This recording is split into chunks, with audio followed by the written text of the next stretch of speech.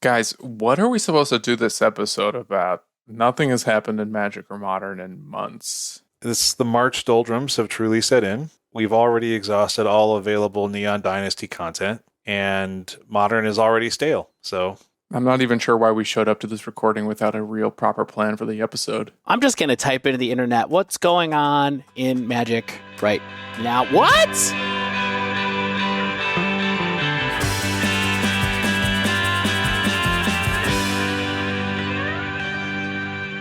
Hello and welcome to episode 164 of The Dive Down, a Magic the Gathering podcast focused on the latest decks, trends, and strategies for the casual spike. My name is Stanislav here in Chicago, and with me on the line from Denver, Colorado, it's the one and only Shane Beeps. Stanislav, I'm so glad that there's something for us to talk about this week, because I came here fully planning to do a lot of basketball metaphors. And I'm glad I didn't have to really stretch that thin, because I don't know that much about college basketball. Yeah, I was kind of just hoping we were going to do our official The Batman reaction for our episode. The Betractions? I mean, the Batman was surprisingly good. We should do our blank check emulation bonus episode one of these days, Stan. Also with us, the Godfather, Dave Harbarger.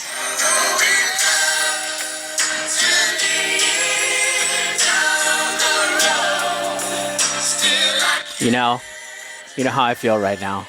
Boys to Men. Everybody. It's the end of the road. Not for us, but for some very, very special person that's held a place in our hearts for a long time. And I don't mean Stan. Has it been 2 years with Lurrus? Is that really what it's been? Pretty much. I mean, I think that Ikoria came out in...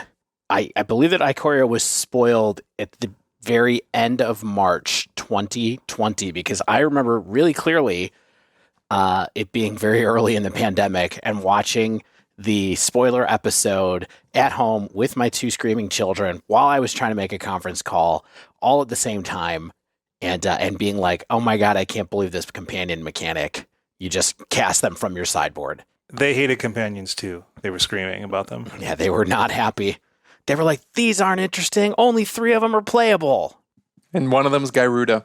That's right. Somehow we managed to time it well this week. In fact, we planned a whole other episode, and now we're going to scrap it entirely to react to the first piece of good news of 2022.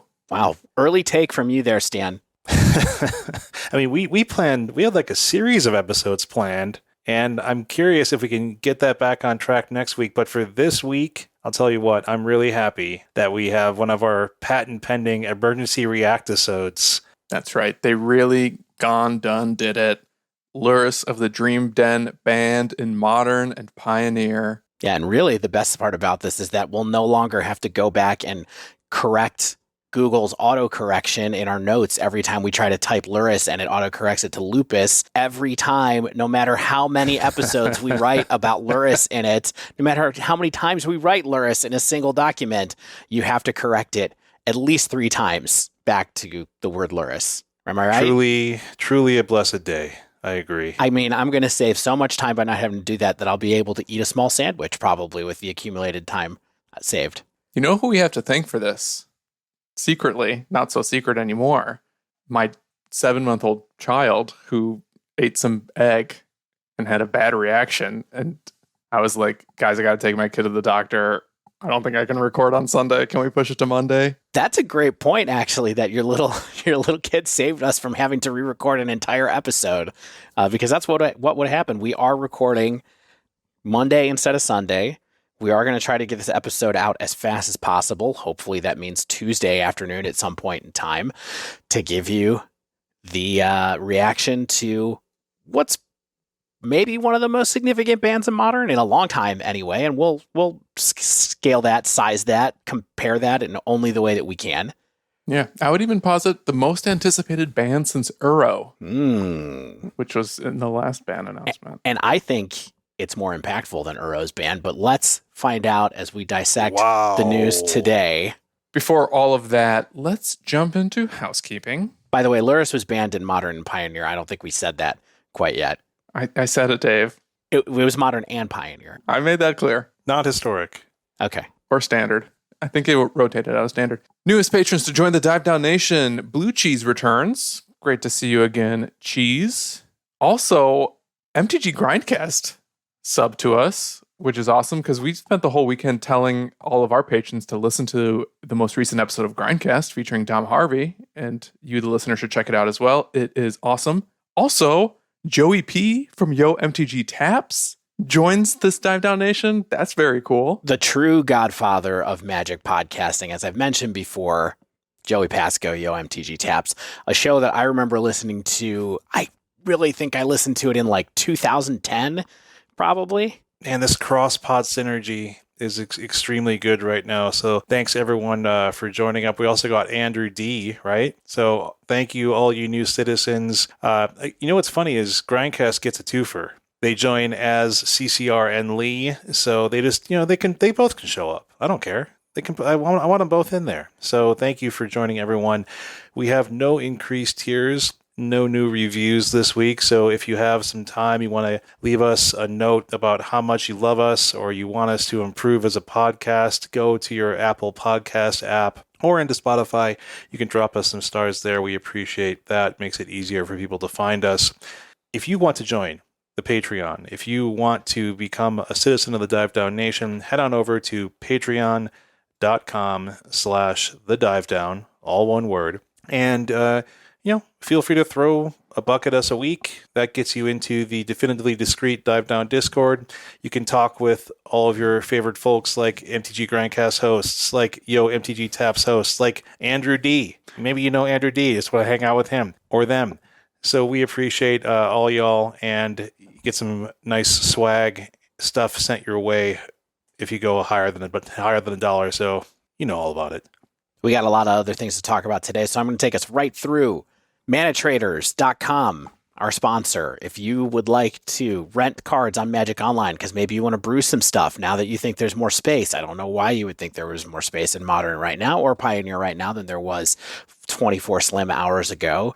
Go to manatraders.com, sign up for an account. If it's your first time signing up for an account, you can use code TheDiveDown2022 to get 15% off your first 2 months of Magic rental cards, and we will be forever grateful for you for that. manatraders.com. Thank you very much.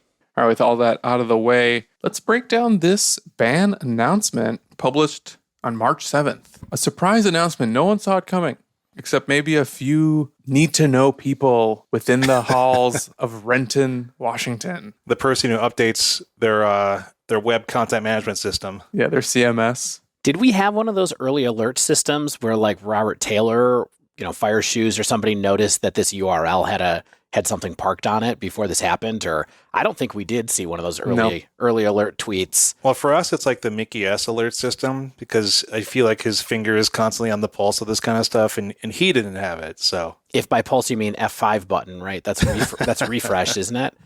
I don't know. I use a Mac. I don't have any Fs on my computer. But yeah, so Pioneer, Lurrus of the Dream Den is banned. Modern, Lurrus of the Dream Den is banned. Pauper, some cards that I don't really know what they do are banned. You know Disciple of the Vault we just talked about last week? You know Expedition Map. Yeah. Galvanic Relay is mostly what I was talking about. But yep. All right. So they're banned. Are we going to read the full text of these, Stan? Would you like to do that? Yeah, let's just take a quick second to skim over the most important points from this announcement. Uncredited article. Usually we cite Ian Duke or someone else. Unclear who actually wrote this. Maybe everyone contributed a word or two. It's actually in italics just below the announcement. It says explanation of Modern and Pioneer bans provided by Michael Majors, well-known Magic Online grinder Michael Majors. Yeah, former member of the Game podcast. That's game. Michael Majors writes, since the release of Modern Horizons 2, Modern has enjoyed a period of experimentation and exploration, which I think we would agree with in general. Despite that, Lurrus of the Dream Den has remained a ubiquitous presence in the format across multiple archetypes. Lurrus's play rate, 31% in Magic Online Leagues decks that started with 4 wins. Interesting new metric there. Very. Points to a card that is contributing to the homogenization of the modern play experience. There is not a significant enough deck building cost to incorporate it into a wide variety of strategy. As is often the case in larger non-rotating formats, there are already strong incentives to include as many cheap and efficient cards as possible in your deck due to format speed and a variety of other pressures. Lurrus compounds those incentives by providing a powerful additional resource that helps to alleviate the weakness of filling your deck with cheaper and often less impactful cards as games go on. I've always said that about Ragavan, not impactful enough. For too many archetypes, Lurrus isn't a trade-off, but purely additive. You are trading the 15th card in your sideboard. Due to play data, community feedback, and a desire to keep as diverse a range of card options as possible available to players in Modern, Lurrus of the Dream Den is banned in Modern. All right. Since we have been talking about Pioneer, I want to just briefly go through this because they basically say the same thing. But what's different about the Pioneer announcement, we're going to talk mostly, if not entirely, about Modern. But I want to talk about their philosophy for Pioneer is to create the most compelling sandbox built from recent standard formats. Okay, so they're just on record saying that. As Pioneer grows over time, incentive of non-rotating formats to pick and choose the most efficient cards will be more pronounced.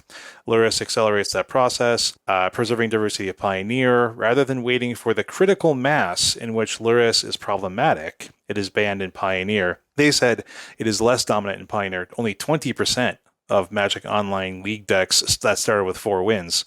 So compared to the 31% of Modern. But yeah, they basically are saying it's too good for Pioneer. It's going to mess up their idea of a compelling post-standard sandbox.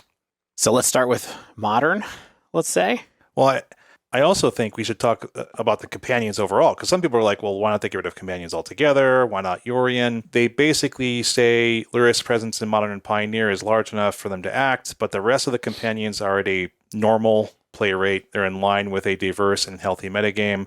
They're going to be continued to monitor them for undesirable and repetitive gameplay and make changes as necessary. So basically they're saying, hey, look, we know that you may have wanted just the companion mechanic gone altogether, but we're just going to go with Lurrus today.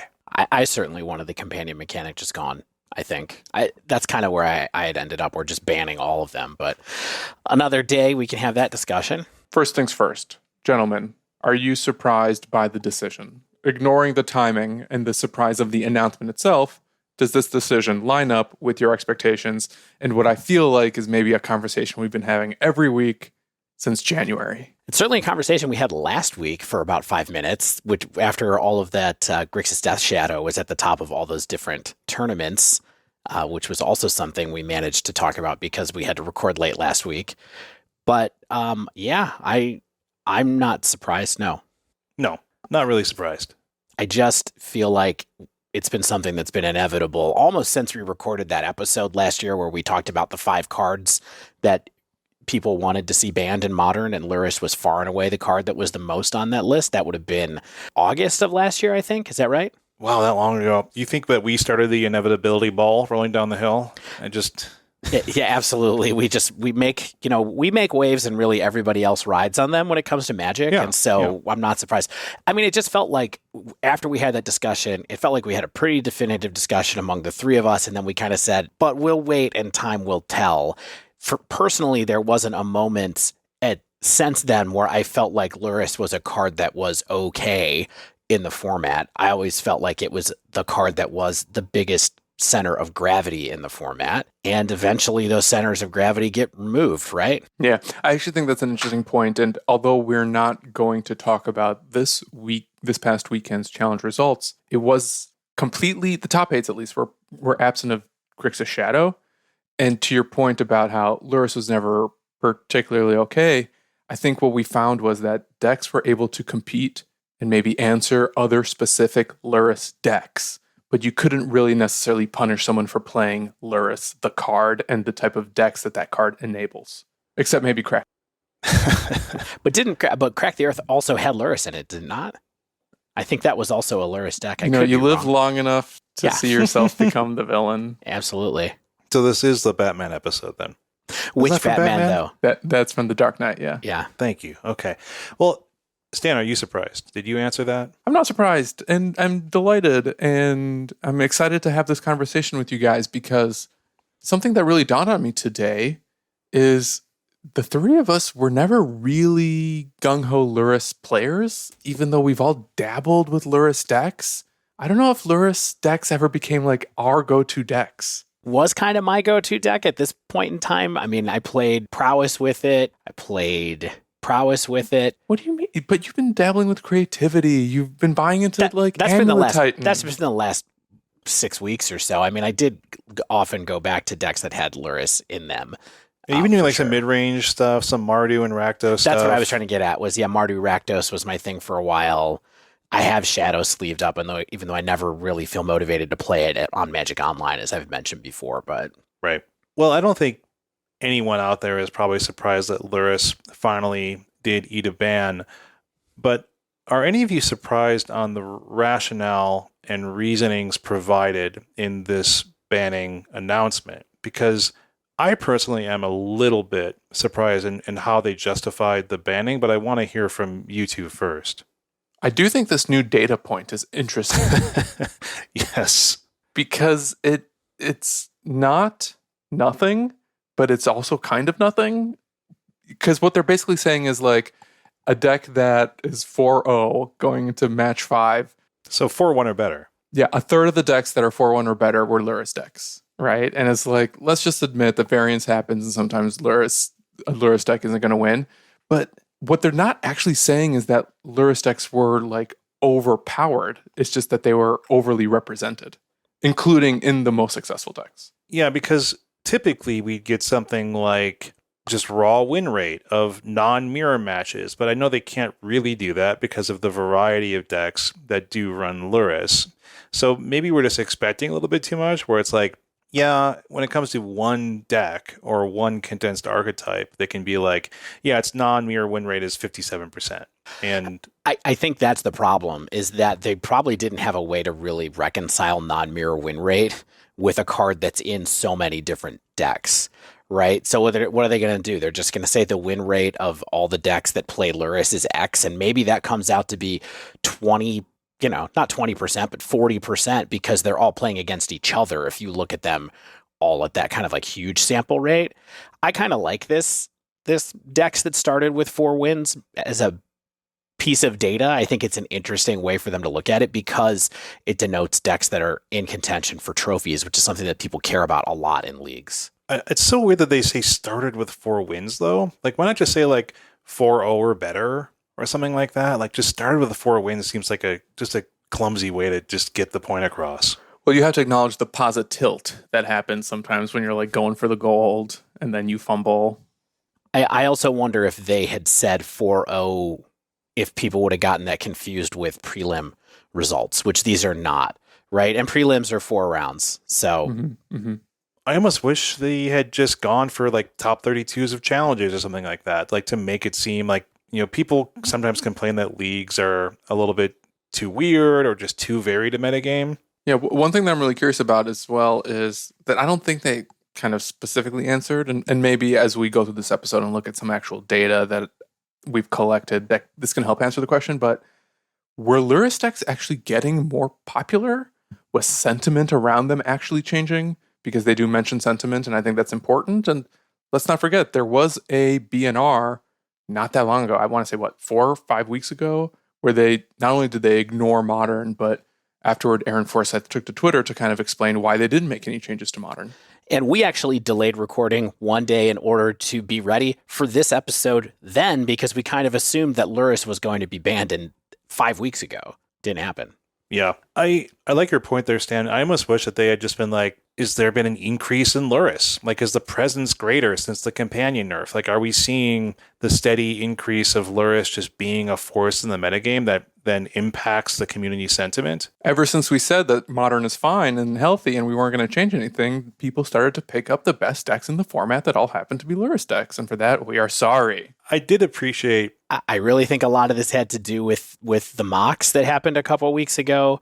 I think it had to do with Corey Baumeister, who was not at the mocks, right? What am I thinking of the tournament that Corey was playing in? It wasn't There was mocks, the super right? qualifier, the PTQ thing. That's what it was. It was the super qualifier that happened last week where Corey Baumeister was part of that top 4 that was all Grixis Death Shadows, correct? And then went on Twitter and said, hi, it's time for this to go. As someone who even is profiting from this, it's time for this to go. That seemed like a pretty, for some reason to me, felt like a pretty definitive kind of nail from someone who had been quiet up until that point anyway. I did, though, appreciate the sentiment that WotC says for too many archetypes, Lurrus isn't a trade-off, but purely additive. And this is just, it's very true, because as they say in the announcement prior to that, there's just a huge incentive to play cheap, good spells, because it's generally a good thing to be doing. And the deck building, quote unquote, cost of Lurrus is often just forcing good card selection and deck building habits. This is not an original thought by any means. There's a lot of people who have said that. But in today's modern, it sort of just forces your hand to say, hey, you need to be playing cheap, efficient, good spells and stop trying to cast Bloodbraid Elf. But why not? But that's what we've been saying, right? Is like, why not? Why not let us cast potentially not great spells in today's modern? I mean, I think that's what some of the discussion on the rest of the show and what's going to be going on the next few weeks really comes down to, because above everything else, Lurrus defined like a hard floor for casting cost in modern, right? Like you had to have a really good reason to not be bringing Lurrus into the decks where you could fit it and have a good plan for that. And now people are going to have to reestablish what that power to cost ratio really is in the format without Lurrus to enforce some kind of weird card advantage engine ceiling probably, I guess is what it really is. But, and I think that's going to be fun, right? And we can talk about that some more later, but I think that's the big thing that goes on from here. Yeah. The last thing I want to mention is they just banned Lurrus outright when they could have maybe banned it out of the companion zone. You know how they've eroded the rule of the companion and maybe just said, you can't play this card as a companion, but put it in your deck. But maybe they had some indication or internal playtesting that indicated that, like, if people are casting Lurrus, it's going to get out of hand. Honestly, I think it's more just too complicated. I wouldn't be surprised if they just felt like that errata of saying, we're just going to get rid of Companion as a rule, or we're going to get rid of Companion on a single card is just too much overhead for a paper game. And instead they're like, we're just going to ban this card. Because I definitely, and I think that we should transition here to a little bit of a question that I had, which is, did they get the right card? Did they get enough cards in this? Do we feel like there was anything else we'd want to see to go with Lurrus to kind of balance things out? Because as I mentioned earlier, I think that Companion overall is going to continue to be a problem, hopefully less of a problem now, but it's still going to be a problem in Modern. And so I kind of wish that they had just gone all the way, like they said that they're monitoring in the announcement, and just got rid of that mechanic and just said, yes, you can put all these cards in your deck, but Companion no longer exists. What do you all think about that? Is there something else you would have liked to see? Do you think that this was enough to wait and see? What do you feel like? I think this is a good place to start, to be honest. And I actually am glad that they weren't bullish and banned Urian or the companion mechanic outright, because I don't think that Urian is as much of an additive resource as Lurrus was.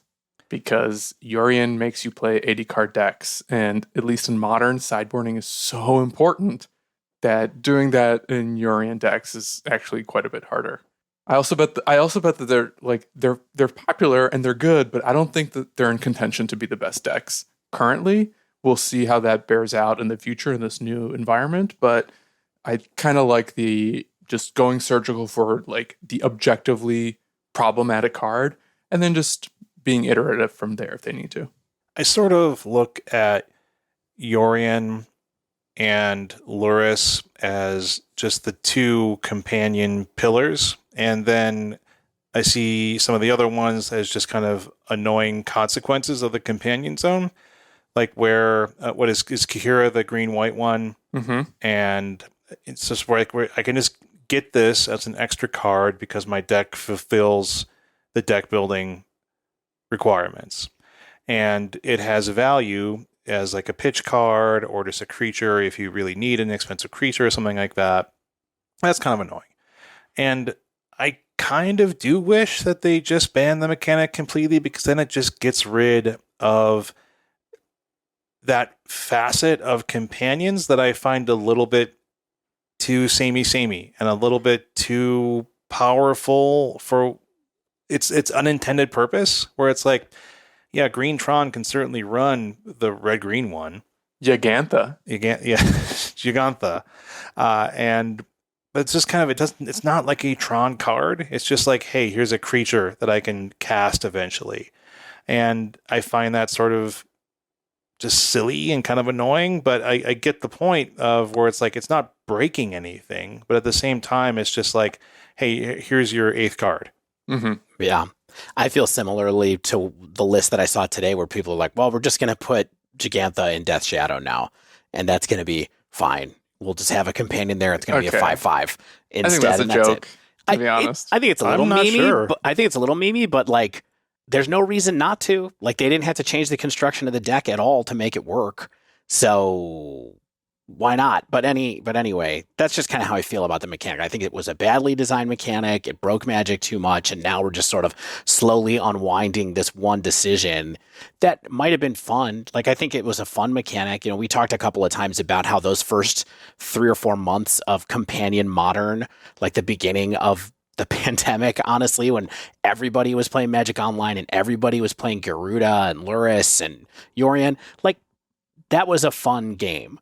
But it wasn't really Magic. You know, it was a slightly different take on Magic for a little bit, and then we've slowly been unwinding and backing away from that. Yeah, what I really want is them to ban the good companions and then revert to the original companion rules so people can play like Zerda decks and Garuda decks, because those were the real casualties of the original companion errata, and that's why we only talk about 2.5 now. I mean, remember we tested Garuda decks. Like, I remember like playing, it was like, I think back on that, and that's kind of fun, right? And I think Obosh is probably one of the cards we'll talk about later this episode as having some perhaps new legs in the format. But I guess I do want to go back to the concept of Yorion, and I do feel like Yorion does something similar to Lurrus in that it offers very real inevitability for if you give a deck enough time and the ability to maintain a board state at all, that when Yorion comes down, that it's going to do so much that the game is effectively gone from you. So it's not something like even Teferi 5 or another powerful planeswalker like a Jace or a Wandering Emperor or whatever the new 4-mana walker is, Stan. It's a door slamming nearly completely shut if a Yorion comes down and does a decent amount of work for you. Yeah, except that door takes 20 turns to shut, and you're going to lose to the clock before it happens. Like, Modern is still a proactive format, first and foremost, and Yorion decks are barely proactive. Yeah, I mean, we'll see. Yorion is going to be one of the hot things to talk about right now. A lot of people are assuming that 4-color Blink is going to become, quote unquote, the best deck in the format. Now we'll see. Do you guys think that that's possible? Seriously.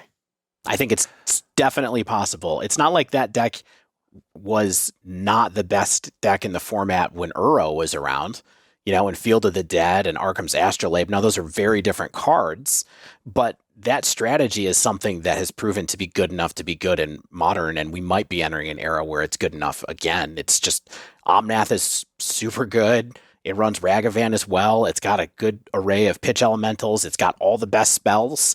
Like, why couldn't that be good? I don't really want to be in the prediction business here, but there's plenty. There's That's plenty what of we're paying reasons. You to do, though. I know. That's what the Patreon's for. I have my Magic 8 Ball here, and I'm gonna have to get my Magic 8 Ball fixed because all the dice just say Lurrus and Yorion on them. But I think it's certainly possible that it could happen. Yeah, I feel bad kind of using other people's thoughts as my own. So, I will 100% just say I was listening to Spike today as I was working because I just had him on in the background and I wanted to hear his takes. And the take that he had, and I think other people would share, is that 4-color decks like that already had pretty good Lurrus deck matchups altogether. And if anyone's going to know that, it'd be him because he plays a ton of grindy Lurrus decks. And so I don't know how universal that sentiment is, but I think that the take makes sense, which is people may flock to the deck more as they think it's more powerful, but it already was doing pretty darn well against Lurrus strategies. And so it's not going to have a higher power level. It might just sort of become more of a mirror match skill game at that point. But I think what really we want to talk about, I'm sure, is what decks are going to get strength, what cards are going to get strength, how can these decks be tweaked or reformed and perhaps have different streaks of weaknesses than they already do. And then how will that come into play against like a 4-color mid-range or 4-color control type strategy? So like if you're immediately thinking about, oh, how can I play my 3-mana Lilianas or my slow to gain value on the board like Spyros or Bedlam Revelers? I'm just, these are all cards I'm sure we'll talk about. And then, I mean, sure, just list all of our specs right out here on Maze the Mind podcast right Tome. now. Maze, like Karn the Great. I mean, like all these cards that might have a better home in the slower deck that's playing 3 and 4 drops potentially, then yeah, those might get eaten alive. But there's all sorts of decks and ways to build these decks that the loss of Lurrus may not have any impact whatsoever. So anyway, that's a lot of stuff I'm sure we'll talk about for the next hour and 25 minutes. Yeah, I mean, the last big thing there is that a lot of these decks, you just said that the loss of Lurrus might not have any effect on them. I think it's too hard for us to know what those effects will be without seeing the way all the other pieces begin to fall, right? A lot of these decks might continue to exist. Some of them existed before Lurrus, and many of them will exist afterwards, but their relative position in the metagame can certainly change a lot from where it is right now. And that's what I think is going to be the thing that's going to be fun to figure out and see what tools people have dropped or never got a chance to play because of Lurrus that get added into these decks going forward. Given that we're starting to talk about overall power level impact of this, I'd love to get just like a 1 to 10 number from each of you on how impactful this ban is on the format, and maybe the ban that you think it's the most like in the past. Ooh. Because I have some thoughts about what band it's most like. I got to go to my favorite wiki page, that MTG wiki one that has like all the bands where it's like one every 2 years and then 2018 hits and that's like 50. Yeah, exactly. So I'll go, Stan, what do you think about relative impact level of this 1 to 10, if you were going to say? It's definitely over 5. Okay. I think it's probably a 6 or a 7 because of how ubiquitous it is. But I also think that number is going to scale with the different decks. So for instance, Burn, I think it's like a 2. Yeah, even though it ran it, it's very low impact on that deck probably. Yeah. Hammer, it might be a 6 because I do agree that Hammer will probably still be good, but this is a change. You can play and build your deck a little differently now. I think you're actually incentivized to do that. Yeah. Shadow, I think, is actually the one that I'm having the hardest time determining, because it's really like, do we want to play Yagantha or Obosh, or do we want to play like Street Wraiths and Murktides or some other big card? And I think like that's a really open puzzle because that's a mid-range deck that gets to rely on lots of different tools. And that's where, it might be a 4, but it could be an 8. And Shadow looks really different from now on. Shane, what do you think? So I'm going to put this on par with the 2018 unbanning of Jace and Bloodbraid Elf. I'm going to put it on par with that, maybe slightly above. Interesting. But below everything after that. Besides Bridge from Below being banned. I'll put it below KCI. I'll put it below Hogak and Looting and Stoneforge being unbanned. I'll put it below Oko. I'll put it much below Uro and Mystic Sanctuary. I think that was a hugely changing banning announcement. I guess what I didn't say is I think this is on the level of Arkham's Astrolabe banning, where it's just kind of like this free tool that gives you a lot of value, but decks can potentially still exist without it. Interesting. I kind of think this is like a 7 or an 8, and I would put this on the same level as when Faithless Looting was banned in my mind. Wow. And the reason I think that that's a parallel there is because there was a whole constellation of decks that weren't really related to each other that were Faithless Looting decks because, like you said, it's a powerful tool that people just got to use. But I think that it's more powerful than Astrolabe in that sense, even though it's a similar thing right? And there wasn't necessarily a faithless looting archetype. There was Phoenix and there was Dredge and there's other decks, and some of those decks got to continue. But I think that, and some of them died, and that might happen again with Lurrus, though I think there's a little less of a chance that decks are going to die from Lurrus being gone. But I do think that as far as the way that we think about this format as a whole, you used to think about whether you were playing a deck that could benefit from Faithless Looting or not very early on in any kind of deck construction, any kind of deck tweaking, any kind of metagaming. And I think that Lurrus is going to be similar to it in that sense. I do agree more with Watsy, though, that I think that Lurrus is more additive, whereas Faithless Looting was more of a core structure of the entire format. And I think that a deck like, let's say, Grixis Death Shadow, a deck like Hammer, is going to be 90 to 95% of the same as it was, right? And I think will perform really darn well. And I don't want to, have that whole conversation right now, of course. I think that the loss of Faithless Looting just destroyed entire decks and entire ways of playing the game, and I don't think it's going to happen with Lurrus necessarily.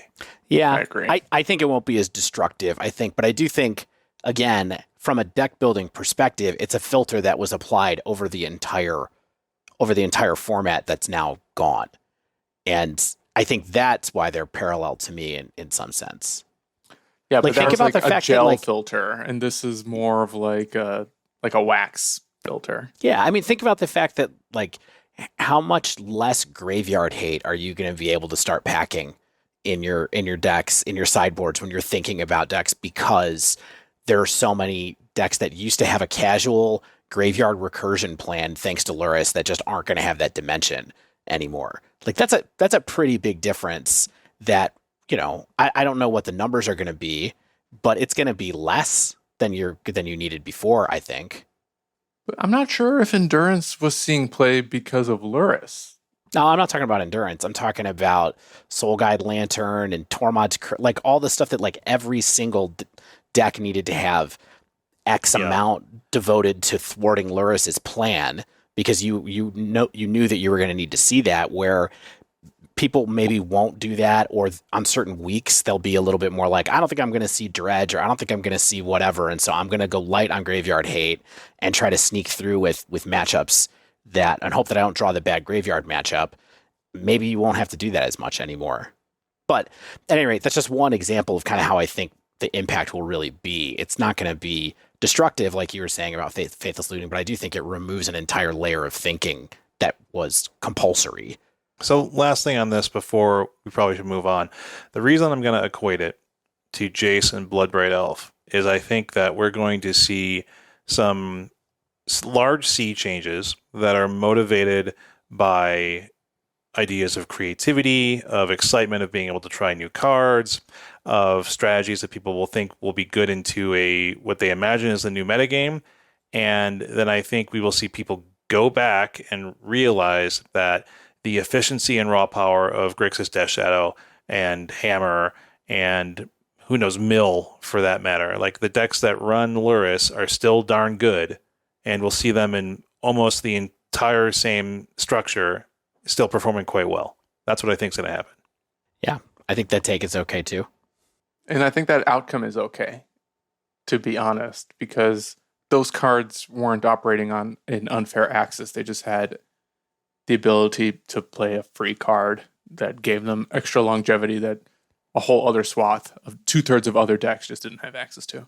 But I am also really excited about these opportunities. I would much rather be wrong and we see a good amount of new cards and new variety and a shift in the power level of the format, because I think that we have over time seen things become not stale by any means, but pretty well tiered and pretty well striated in what's performing well and why it's doing well.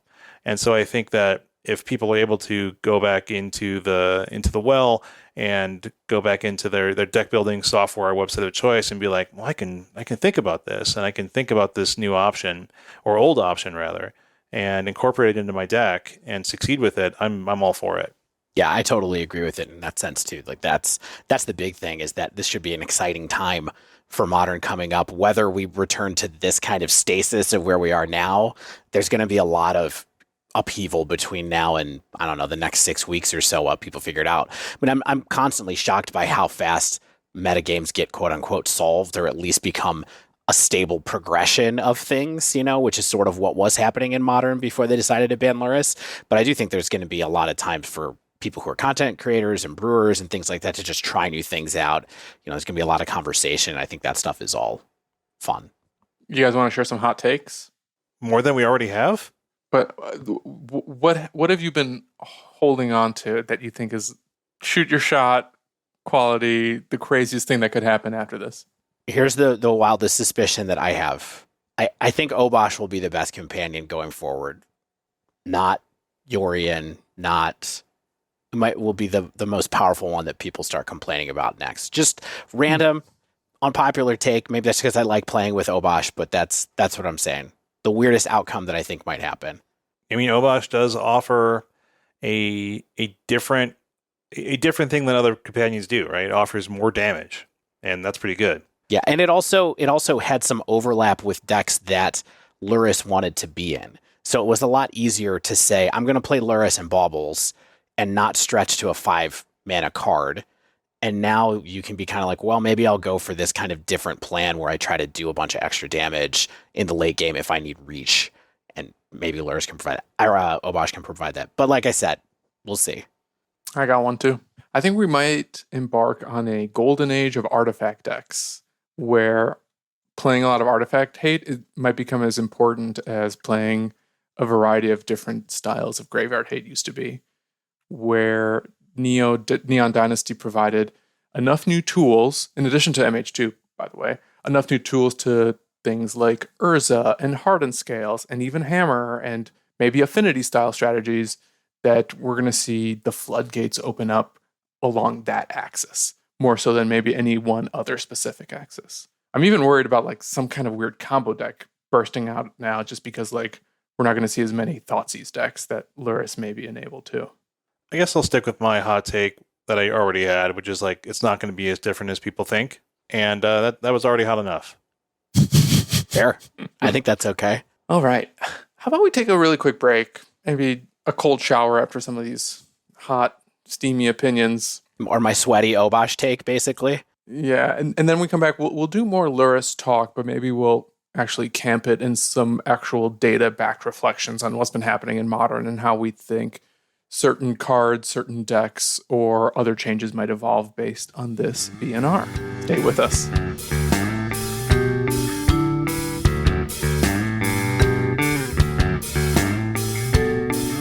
Guys, I got to try out a new Barrister Man product over the weekend. Ooh, what is it? Do you recall a couple weeks ago I mentioned that I've been using a safety razor, so literally applying a hot razor blade to my neck and cheeks for my raising instead of like disposable cartridge-based razors? Do you have like a razor heater?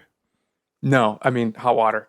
As much as I love doing that, I gotta say it was really kicking my butt and tearing up my neck, and I had all the bumps, all the discomfort, and I finally got my hands on an aftershave balm that not only works great, but actually smells well enough for the other people in my house who have sensitive noses. Well-established sensitive nose brigade in your house. Which one is it? That's right. I got my hands on a limited edition Paganini's violin. Oh, I'm so jealous. I don't have that one. Look at this art. That label's sick. I like that everything looks kind of like an album cover. Do you know what I mean? Like everything has like a unique look and feel, which I think is really, just another testament to the quality of the product. I am professionally jealous of whatever team does this stuff for Will.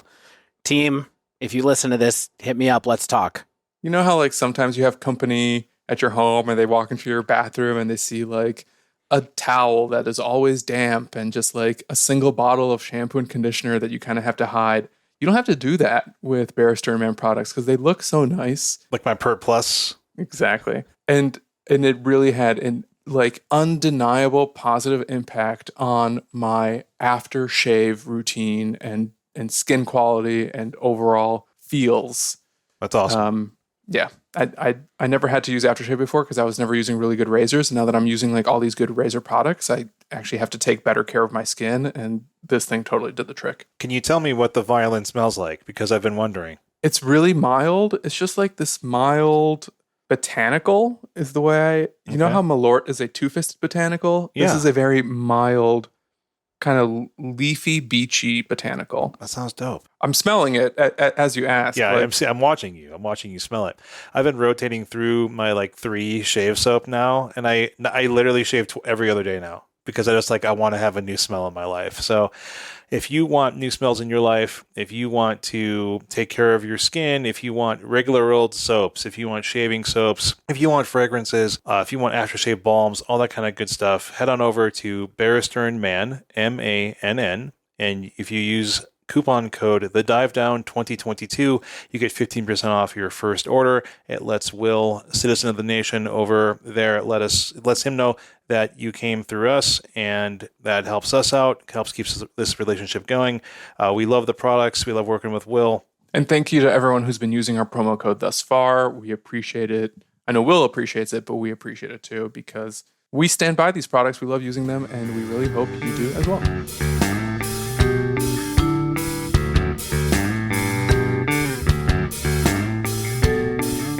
Okay, so Stan was about to do his monthly meta report. Why don't you take us through what you found about last month so that we can try to maybe identify which decks are kind of going up and which ones we think might go down or be most impacted by Lurrus. There's a lot of decks that really aren't affected by this ban, so I'd love to talk a little bit about those ones as well. Totally, yeah. And just to set this up, I want to say that it certainly felt to me like some of these premier Lurrus decks were on the rise, right? After Neon Dynasty got printed, I think we started seeing a lot of innovation within the hammer strategy. And to me, if memory serves, it seems like we were just talking about it so much more often, especially in top 8 results. We certainly saw Grixis Shadow make a big splash recently in particular.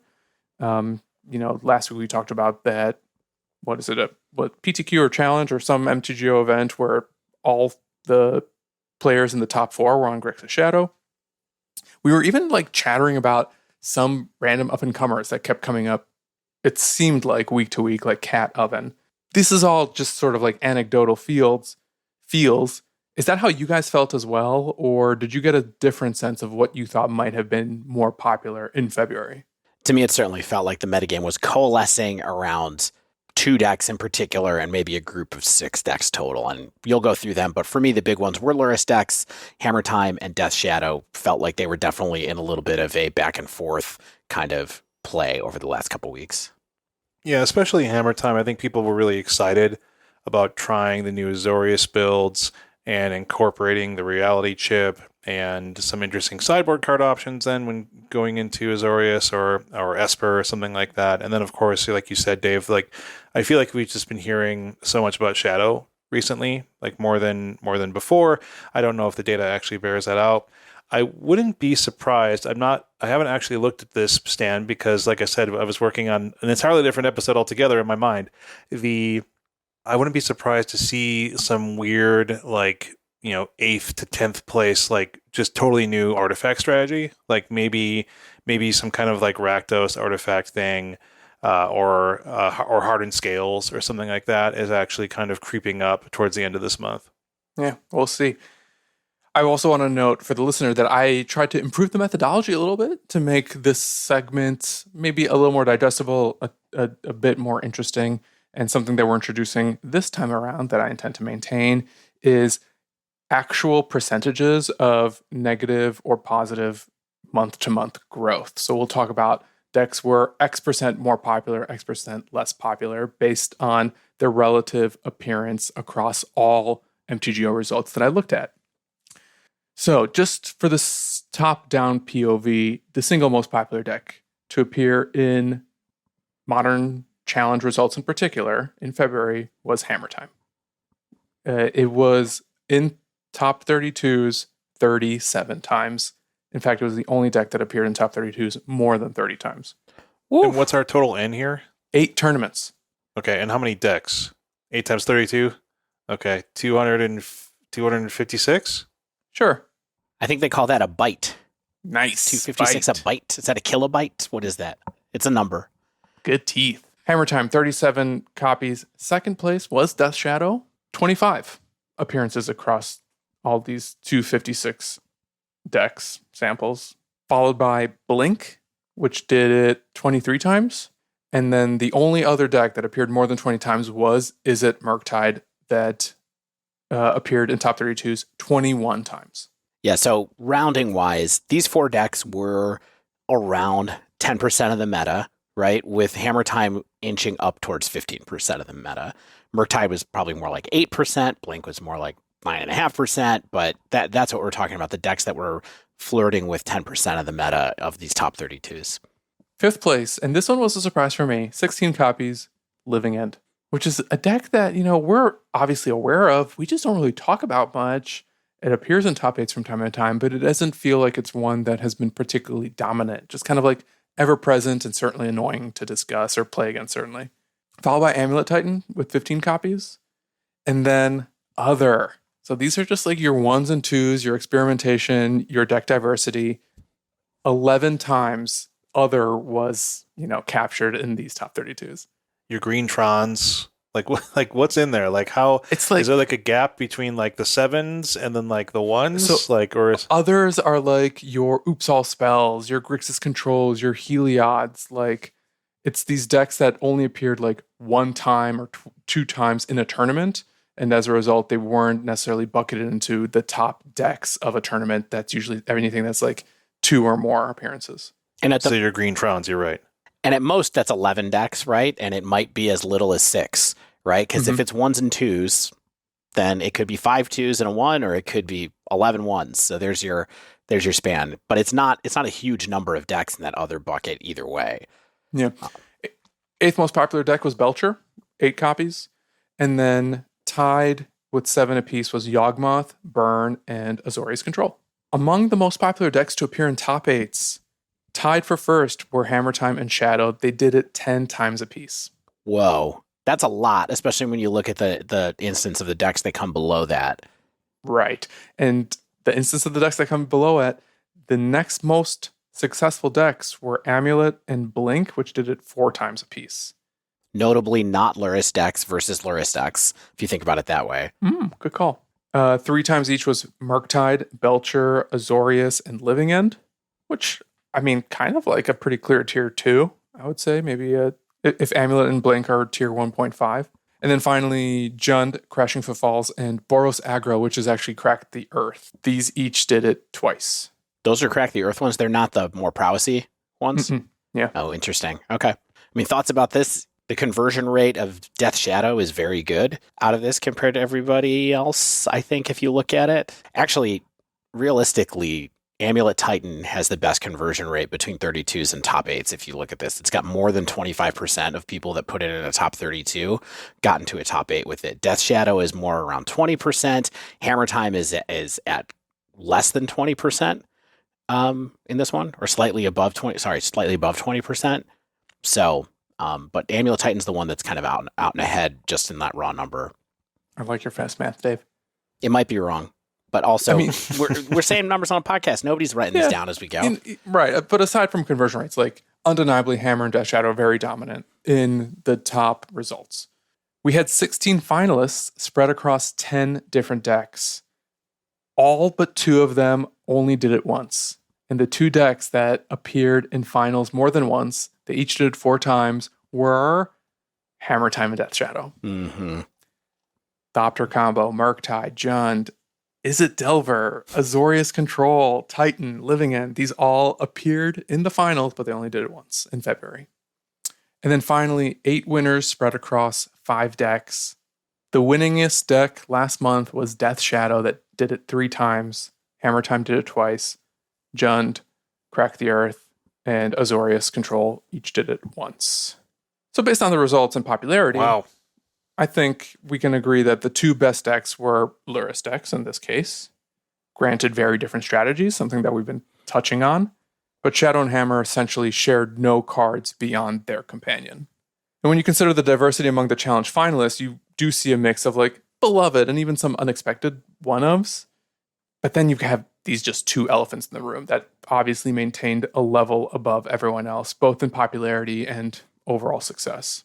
Should we stop here and talk about kind of this list of decks and which ones we think are going to up, down, sideways as we think about Lurrus being gone? I'd love to go back to this list of 10 decks really that we have as the overall most popular decks in these modern challenges, and maybe go down that list and talk about what we think really quick, off the cuff reactions to Lurrus being gone with them. Sure. So I have a new rating system for these. You guys know I love rating systems. Yes. All right. Thrives for decks we think are going to get better. Yeah. Survives for decks that we think are going to stay the same, and dives for decks we think are going to go down. Sorry to use our own name for the bottom one there, but it felt like it fit. I was going to call that one just dies, but I liked that I like having the V's in all of them. Yeah, the V. Yeah, the repetition. Yeah, I get it. Yeah. Okay, you get it. So how fast do you want us to be? Because I feel like we have a decent amount of time, and I feel like this is really the Lurrus impact episode, right? Yep. Yeah. And this is our prediction area. So this is where people are going to write down and tweet us about it later,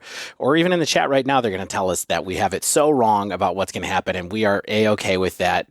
Get us at the Dive Down on Twitter if you want to tell us how wrong we are about what we think here. But why don't we start with Hammer Time? Hammer Time was the most popular deck. What do you think? Yeah. Thrives, survives, or dives? Shane. You can go deeper than that, but I just want that word at the end of it.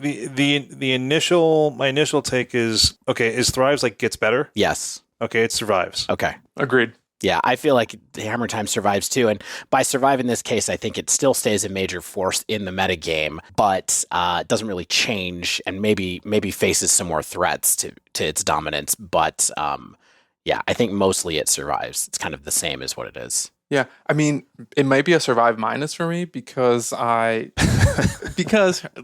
I may, I did predict that we might see a rise in artifact hate if artifact decks become more popular, because the coast is clear now for Neon Dynasty cards.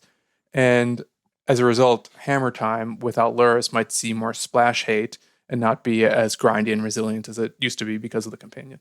Does that mean we're going to start seeing people play Stony Silence, Stan? Is that what you think? Stony Silence, maybe something else that I'm not thinking about. All right, so we pretty much agree. Hammer still will exist. It might not be as dominant, but we think that the deck largely will stay similar to where it is now. Hammer Time is, to me, the biggest weird one. Like, I feel like Death Shadow, Grixis Death Shadow, sorry, I know it's the next one. I feel like that's going to be surprisingly similar. Like, maybe people try to stretch it into like a Murktide version, but I think Hammer Time has the most interesting options for changes without Lurrus, because we saw Crusherbot continually play Hammer Time without Lurrus for a very long time, when many other people were playing the strategy with Lurrus, and therefore eschewing options like various swords, eschewing options like Nettlecyst. And I think that when more people are faced with the option of saying, hey, I don't have Lurrus anymore, I don't have the same type of grindy strategy to win mid and long games where I can get back that Pure Steel Paladin, I can get back that hammer or something like that, I can get back some needed piece that gets this deck into a winning state. I think that they can say, well, what do I look at now? And I can look at what Crusherbot was doing. More than one or two people can be iterating on strategies of hammer that are Lurrus-less. And I think that we will see some interesting iteration there, especially with the new reality chip that's still in its infancy. And I think that reality chip plus Lurrus being gone, reality chip essentially replaces Lurrus without the deck building restriction. And so that's kind of a powerful option. The only deck building restriction with reality chip is you still want really cheap cards. So I do think there might be a little bit of pressure going the other way on including, more expensive pieces of equipment to go get with Stoneforge, because they make your reality chip runs stop sometimes. You know what I mean? But I agree with what you're saying in principle. I think there's a lot of different ways that this could go, Shane, but I do think that reality chip kind of already was a little bit of redundancy with Lurrus, and now it'll just get more focus. Yeah, I mean, I don't think there's a gigantic Pandora's box, a treasure chest of amazing 3+ mana permanents that can go into Hammer Time because it's a lean deck. It is a deck that has a singular purpose to get the opponent dead, and I don't think it wants to start going into some mode where it's playing a lot of high CMC permanents. And like you said, Dave, even the pseudo replacement of Reality Chip does not support that as well. So I don't think we see dramatic shifts, but I think that we see interesting iterations over the coming weeks and months. And I don't think Hammer Time, like we all agree, I think we think it's a survivor. I don't think it necessarily gets a ton better. I don't think that these new versions are going to blow the power of Lurrus out of the water and the redundancy and recursion it provided to this deck, but I think that Hammer Time will be just fine. What do we think about Death Shadow? Next one on the list. Another powerful Lurrus deck lately, of course. So I'm inclined to say it's a survivor. I don't think it's going to thrive because Lurrus improved the deck. It kind of brought it back to life. The one caveat I'll say is, depending on some of the decks that this ban opens up, colloquially people talk about like the unofficial unbans. Like if people start playing more humans, for instance, like I can see Shadow actually suffering because of all these new strategies that aren't getting punished for playing 3 CMC creatures. So yeah, I'll give it a survive, but a suspicious survive. I think this deck is going to change a lot, or at least there's going to be maybe more than... We might return to a world where there's more than one Shadow deck possible. Again, right? Where Shadow used to be for a little while where we'd be like, hey, Grixis was good, and then Jund was good, and then Mardu was good for a minute as like an interesting meta choice. I think we might get back to a space where Shadow as the sort of premier cheapest threat closer for the lowest CMC. So these real like low CMC Turbo Xeroxy tempo-y decks, for lack of a better term, but that is what I think Shadow really is. For that whole thing, I think that there might just be more options for it to metagame differently from where it got to before. There won't always be pressure to do that. Like the core that's there right now of, as you've said a bunch of times, Stan, Expressive Iteration plus Monkey is a really good core for a deck like this to have. But maybe sometimes there'll be different things. By the time this episode comes out, everybody will have already talked about the fact that Everett got a 5-0 with an Obosh Mardu Shadow list today that included Ranger Captain and maybe Seasoned Pyromancer and some other stuff in it as well. Street Wraith. Right. Street Wraith is another card that helps push a different way for Shadow. I just think it might become that there are more than one Shadow deck at this point in time, which technically speaking, I guess to me would mean that Grixis Shadow might dive, but that's not because this archetype is going to go away. I think it might just evolve a lot or be able to do more. Yeah. I do think the power of Lurrus in this deck was pretty darn high because, like you mentioned, Dave, just the efficiency of threats. Like you stick a Lurrus down and you have 1 extra mana. You have 4 mana. You cast a Lurrus. You get a Death Shadow back. It's like another, let's say, 8/8 threat. That's really significant. And that's effectively like just tutoring up a 5th Death Shadow out of your deck and playing into the board, right? Or if you need any number of other value permanent that if Lurrus can stick, then that's even better, right? And I think that people are already talking about a lot of different cards to look at with Death Shadow, from the old classic of Street Wraith to the new classic of Murktide. Mm-hmm. And from anything in between, where you could be like, well, do I play Gurmag Angler again? Do I play like a Dimir type strategy that focuses on Delve? Am I playing like Murderous Cut again? No. What's interesting? No. What I do think is interesting though is like Death Shadow. Right now, you use the term Turbo Xerox, and I think I used that a week or two ago to describe Death Shadow, and I don't think that's what that deck's about anymore. Yeah, it doesn't have cantrips. Yeah, we're not paying piles of cantrips anymore, but maybe we could, or maybe that's what Murktide does right now, and we don't need to play into that range because Murktide is kind of our Turbo Xeroxy, more cantrip heavy, counter magic heavy, tempo-y deck in that fashion, and Death Shadow is the aggressive tempo deck. But maybe Death Shadow can play a different style of game now, where it's not as brutally aggressive and brutally efficient, and can try to take advantage of graveyard filling cantrips. It can take advantage of card selection cantrips that then can fuel those big delve creatures and can use the power that we know of Street Wraith to bring your life total down and dig through your deck for essentially nothing. Yeah, and I think that there's combinations that we haven't seen in a long time that are possible, especially with Murktide coming into it. If you're like, hey, I don't want to play the aggro version anymore, the one that has the red 1-drops in it. I want to play Tarmogoyf and I want to play Murktide, which are bad together because of Delve. So maybe you wouldn't quite do that, but maybe there's some kind of incentive to do Sultai or something like that as well. But I just think there's a lot of iteration on the menu for Shadow going forward. All right, how about Blink? Stan, you're our Blink expert. Survive/thrives. Yeah, I think a lot of people are assuming Thrive. I think that this deck I also think that this deck is probably a Thrive. I think it's a short-term thrive, and then people will realize that it's really hard to play, that it's not perhaps quite as good as maybe the popularity of it indicates.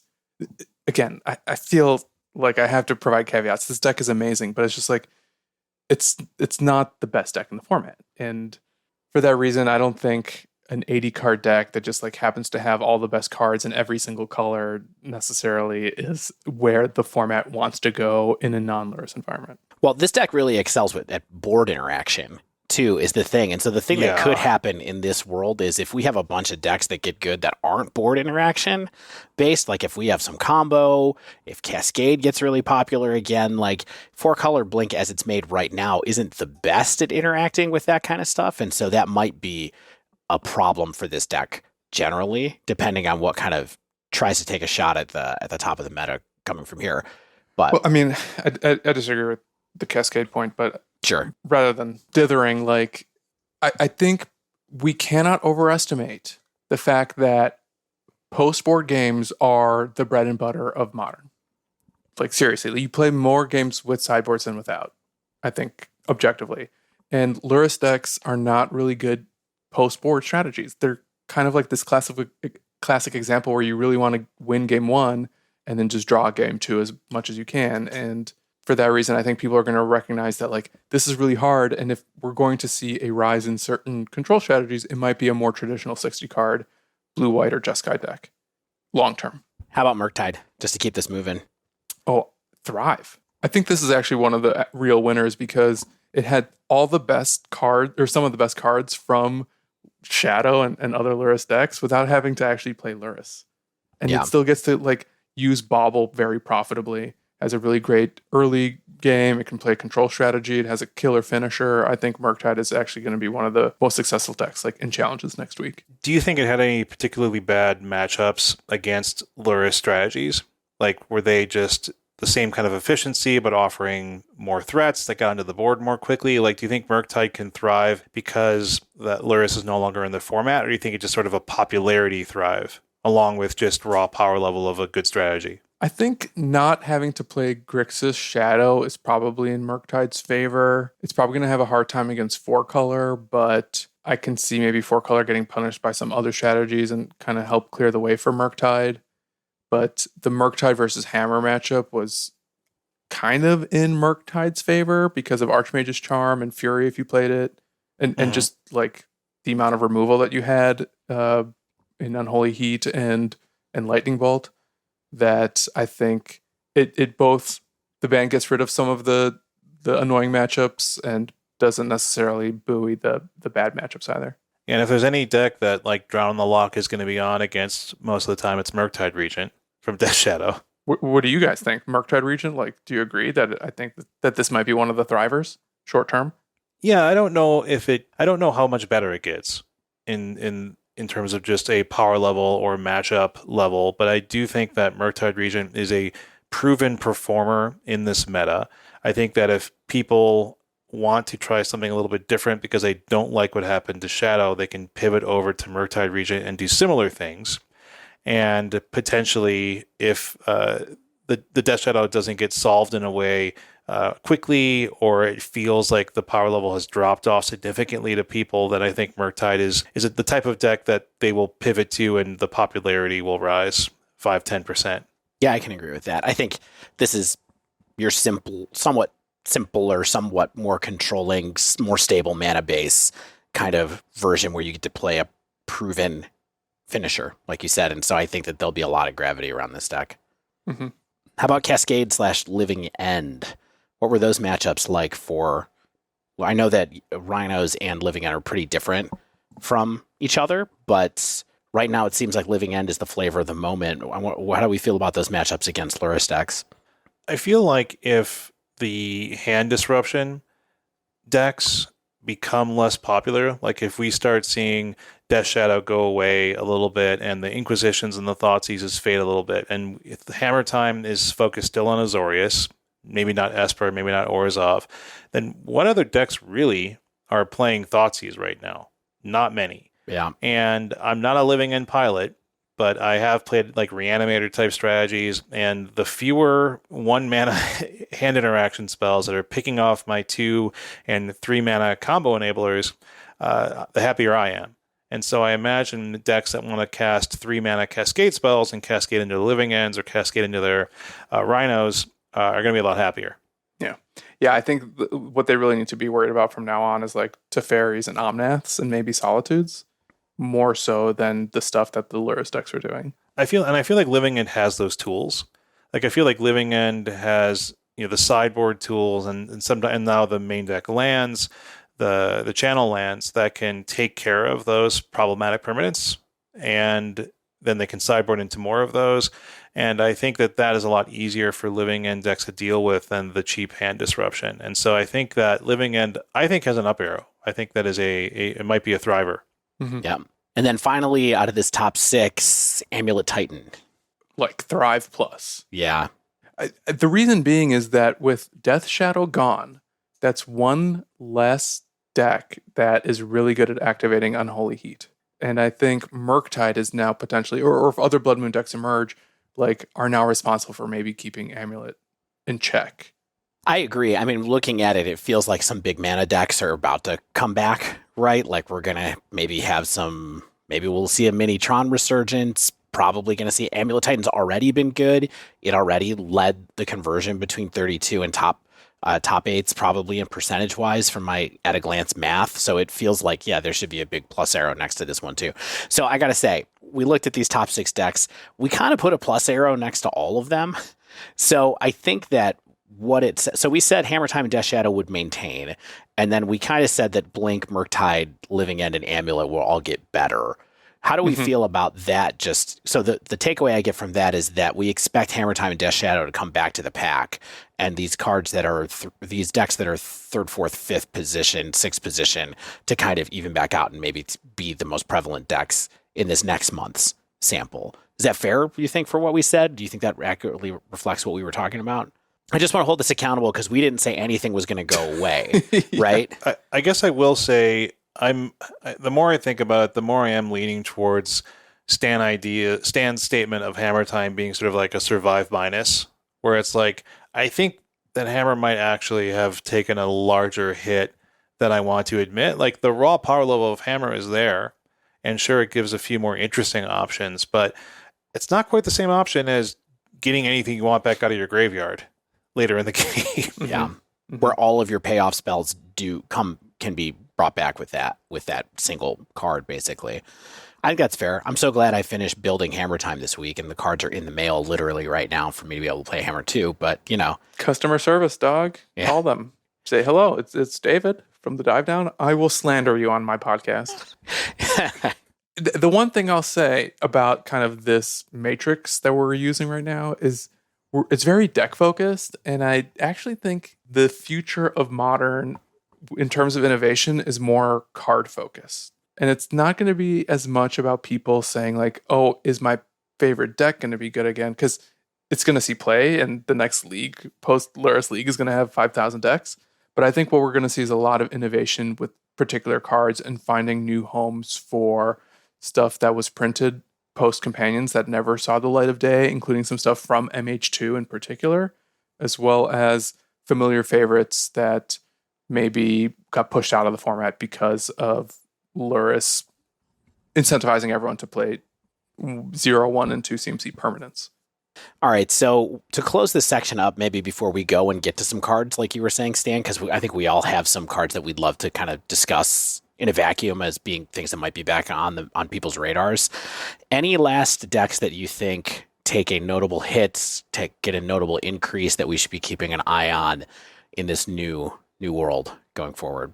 In my opinion, I would keep an eye on stuff like Belcher, combo decks in particular, and likewise maybe Thopter combo or Urza especially, and stuff that I think can either like create a crazy combo that is going to ditch, the hand disruption that Shane was talking about, as well as, the addition of like really powerful, cheap new artifacts that maybe didn't fit in Lurrus decks, but now might be able to find a home in like some of these Urza or affinity strategies. Shane, what do you think? Anything come to mind that you're really worried about that we haven't talked about so far? Here's what I think. Okay, the real thing is anything slower that can like build up increment, like has to like sort of set up and then execute on that setup. Like, can it fight against the 4-colored blink style decks, the money pile style decks, because they have the elementals that can take care of like small creatures, something like that.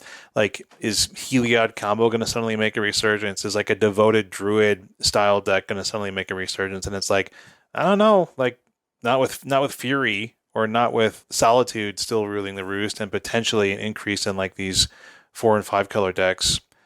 And so it's tough for me to kind of anticipate, because I think what people will kind of want to do is do something slower, because I can play a high value 3 and 4 mana permanent.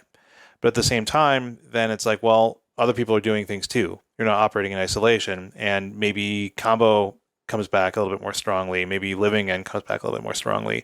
And so I think what we're going to quickly see is what become the new pillars, maybe not necessarily because of sheer power level, but because of sheer presence.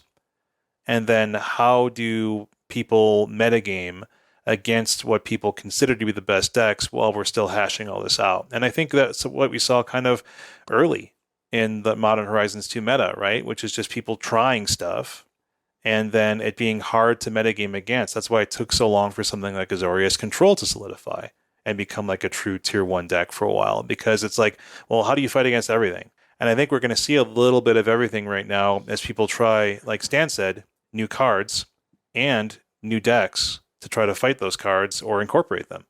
God, Shane, your point about Azorius Control just made me realize all the money I wasted on Chalice of the Voids. Oh, that's still a legitimate card. But not an Azorius. Yeah, that's another playset that I recently completed. Great. Very, very good. I have great timing. Thanks, Michael Majors. You got to listen to me during the purchase episode when I said everyone should buy their Chalice of the Voids. Right. I did. Good now, work. where's my money, dog? Customer service, Stan.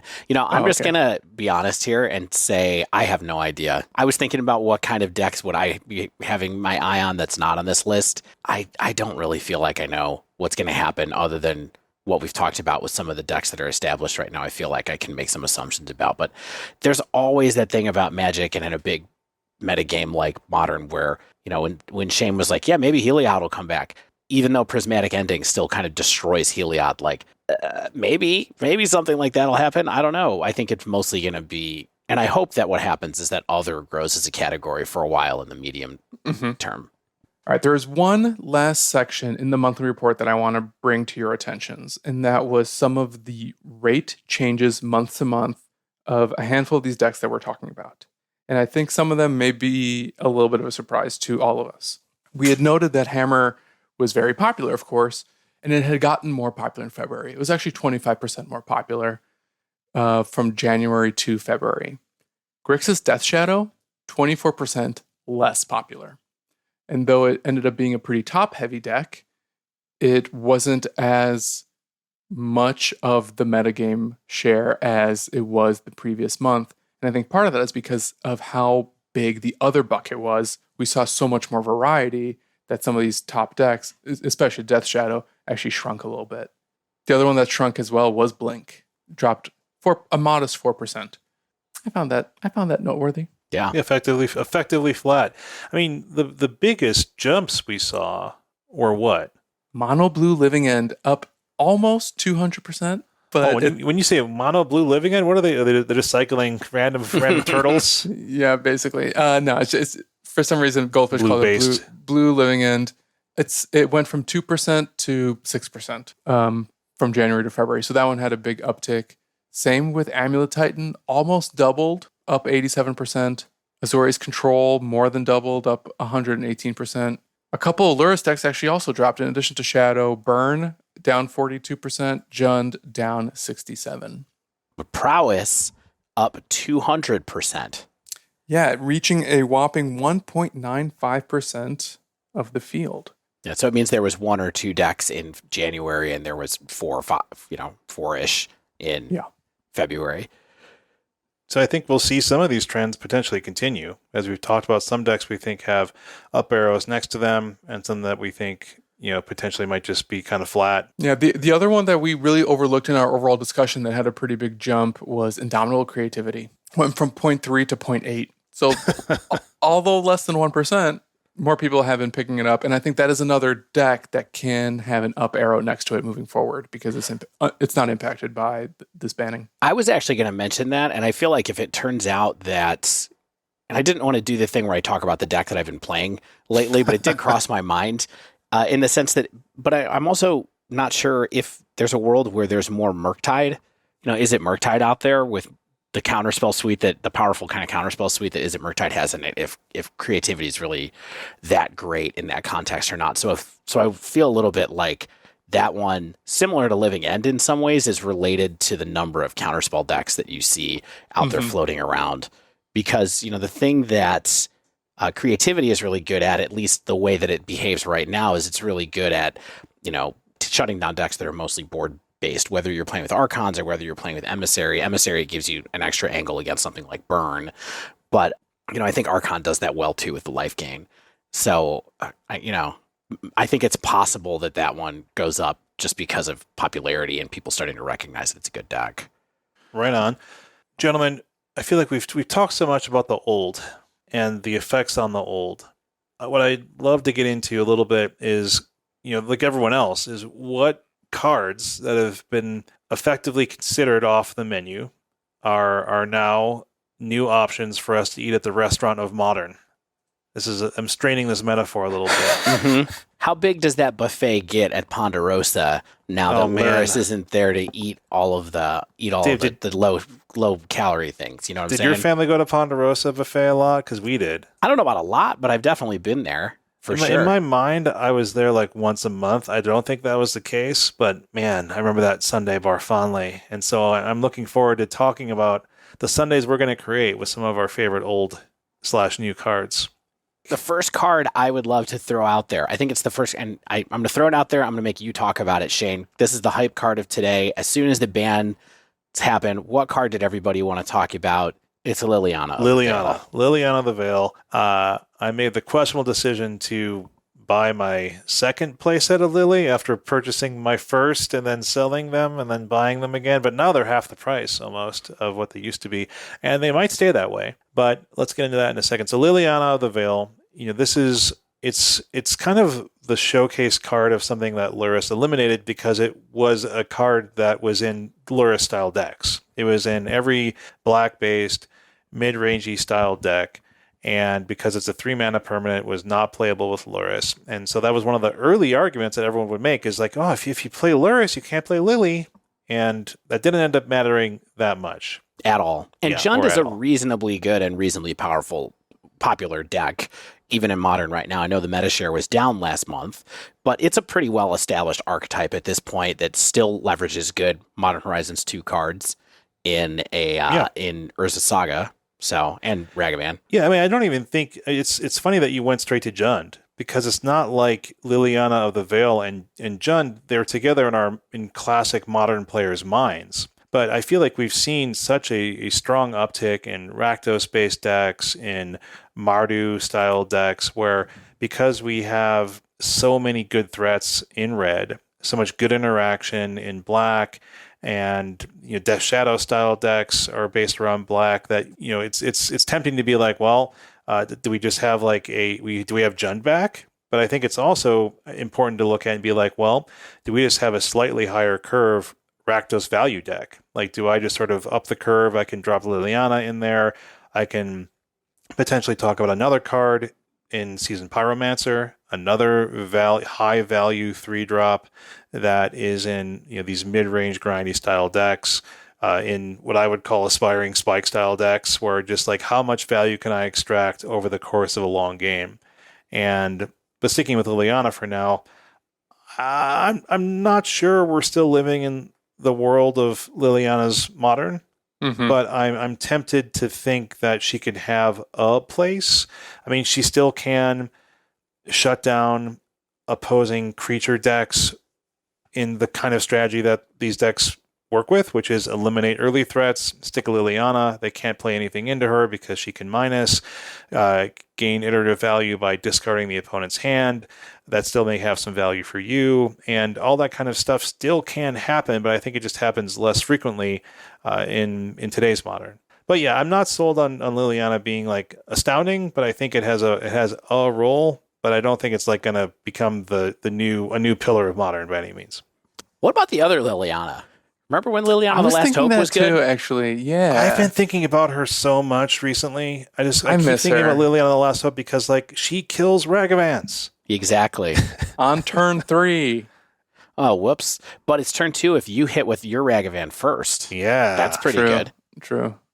Maybe not. But I do think that it's an interesting card to think about because it has a slightly different axis than the other Liliana because it lets you get a card from your graveyard too, and it pluses to do that if I remember right? Isn't the +1?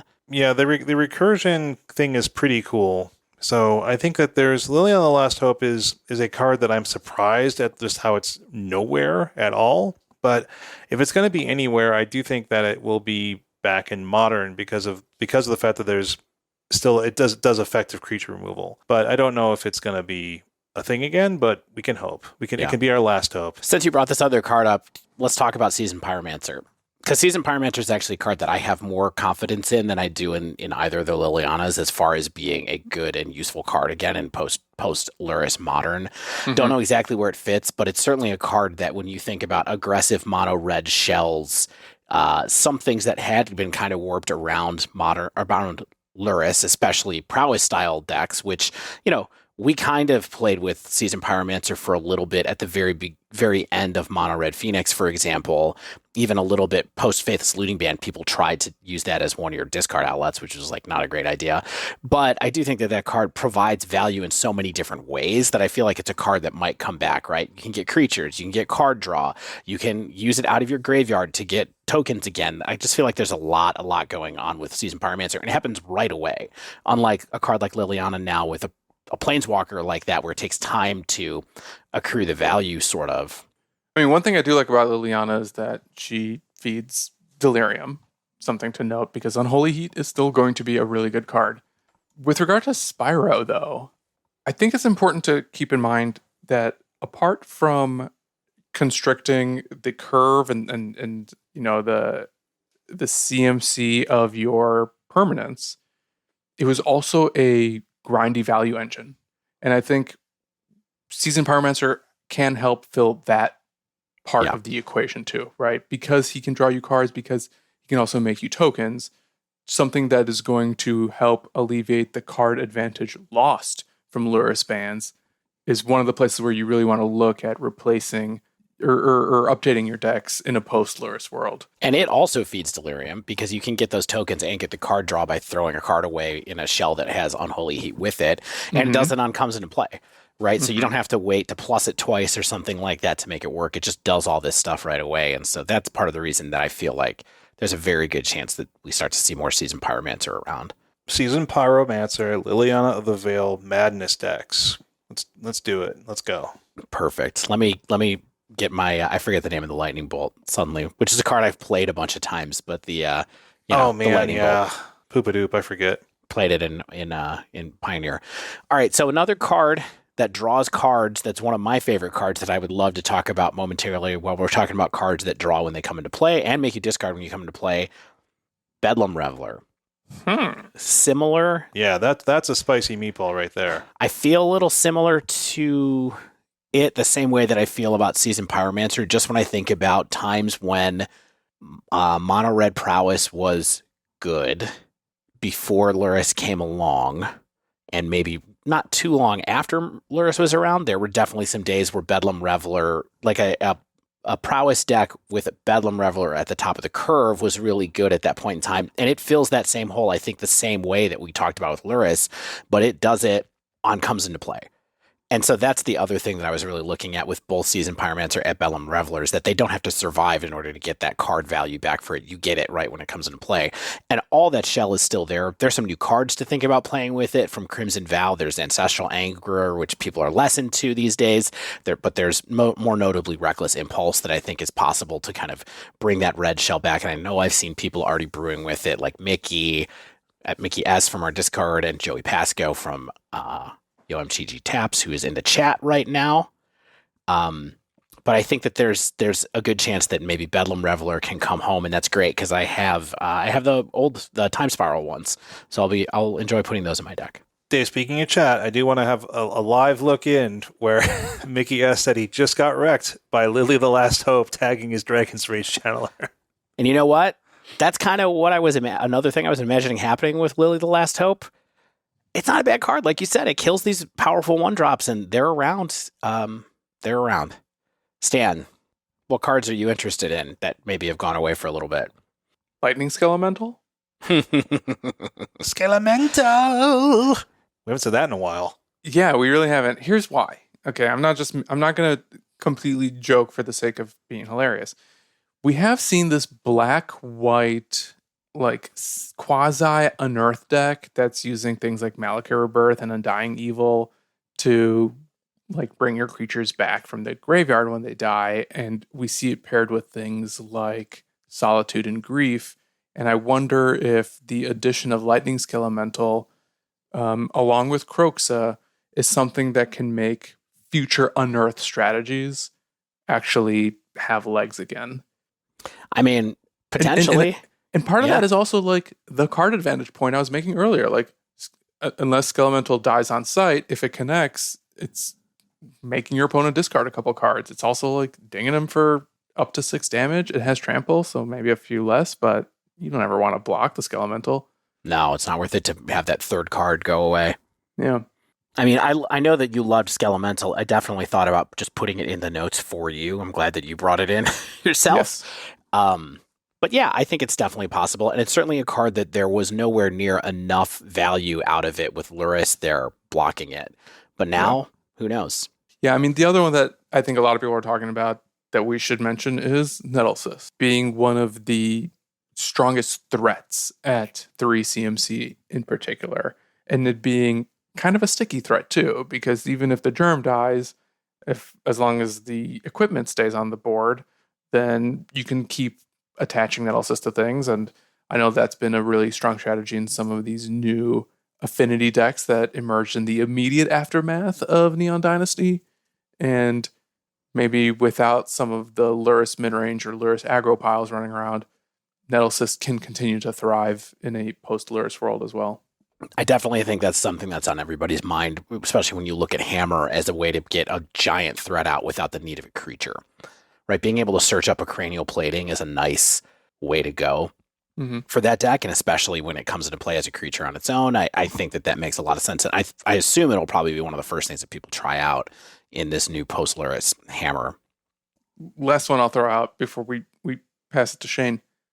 Asmo or Animar, Decay Days to Neck, Uldakar. Decay Day, you say? Yeah. What about food decks? So, like, the thing that's really good about food decks is their ability to remove opposing creatures, right? So I think it depends on the style of creature decks we see become more popular in Modern again. And if they are slightly slower and they are slightly bigger, then Asmo decks certainly can be like, yeah, cool, like Seasoned Pyromancer. Like, I'm just gonna pick that off. But I do think the food decks, I think, want to exist in a particular world, and I'm not even sure what that world looks like besides just removal being good and big removal being good. Well, if people are going to be playing more 3 CMC creatures, then maybe that removal will be relevant for some period of time. Yeah, just give them a chance to catch up. Basically, It's like having it be a little bit slower. It gives you a chance for that grindy removalness of food to be able to come online again.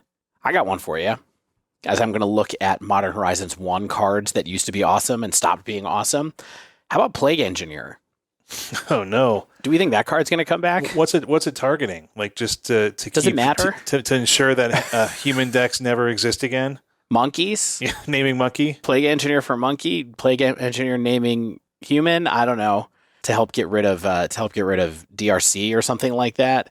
Goblins. Name goblins. Yeah, I mean there might be people who do goblins, but I think that Plague Engineer was useful against things other than tribal decks sometimes too. And so if you look at, it was just a card that was completely impossible to use right now because most of the decks that wanted to use it or could use it, they're playing Lurrus, so it wasn't even an option anymore.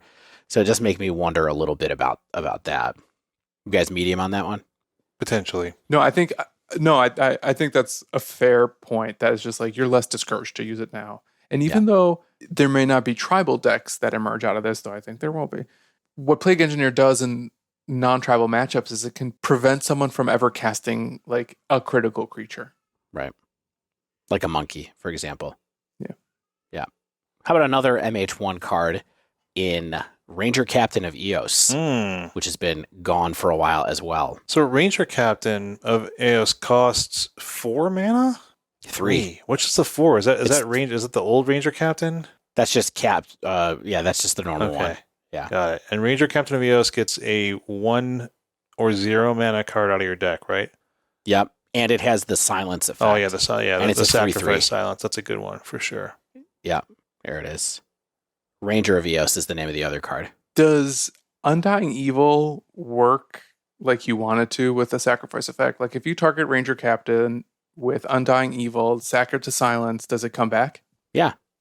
Sick. For sure. That's the deck. That's the deck. I mean, I will say, this was part of what led to those Mardu shadow decks being a thing. And, it was in the deck that Everett trophied with today, as well as a way to search up a shadow if you want it, and to be able to disrupt your non-creature spell decks, your spell decks. For example, decks that use Cascade spells. You get this on board, what are they going to do? They got to kill it first. Like Cascade needs more tools to hurt it besides like Chalice and Teferi 3 and things like that. Void Mirror, which people don't play anymore either. But so, yeah, Ranger Captain, another good value piece. Like it's efficient enough. It does something well enough that I think people will experiment with it.